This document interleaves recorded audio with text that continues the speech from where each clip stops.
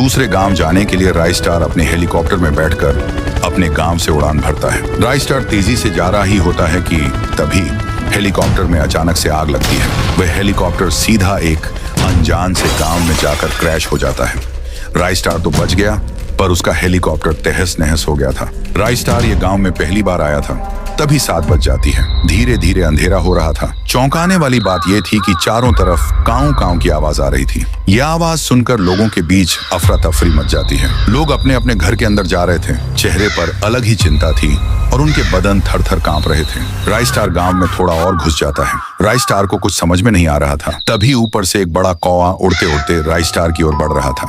वह कौवा राइस्टार पर हमला करने ही वाला था कि पीछे से किसी ने गोली मारी और वह कौवा वहीं मर गया। पीछे लाल शर्ट पहन एक आदमी आकर राइस्टार को हाँपते हुए कहता है, ओ साहब जी, तुम इधर क्या करता है? 7 बज गया, तुम यहाँ के नोही लगते हो। चलो जल्दी मेरे घर पे, वरना वो आ जाएंगे। राइस्टार उस आदमी की बात मानकर उसके घर में चला जाता है। अरे भाई, मुझे कोई बताएगा कि इस गांव में क्या हो रहा है? ये चारों तरफ से काऊ काऊ की आवाज क्यों आ रही है? और वो कौवा तो मेरे मुंह में ही घुसने वाला था। अच्छा हुआ तुमने उसे गोली मारी।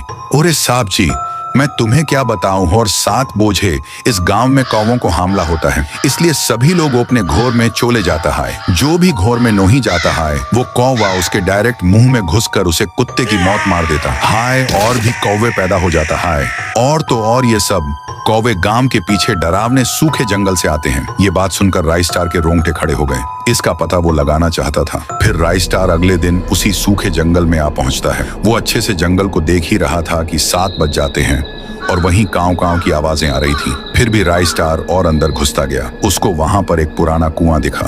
काऊ काऊ की आवाज उसी में से आ रही थी। राइस्टार ने जैसे ही कुएं के अंदर झांका तो उसमें से कौवे निकलने लगे। राइस्टार ने डायरेक्ट अंदर उड़ी मारी। वह नीचे तेजी से गिरता गया और वो कुएं के पूरे नीचे आ जाता है। पर वहां पर एक काले कपड़ों में एक चुड़ैल थी। चुड़ैल पलटकर राइस्टार को गुस्से से देखती है। मुझे पता है तू ही उस गाँव में कौवे भेज रही है और लोगों को मरवा रही है। तू बता जल्दी ऐसा क्यों कर रही है?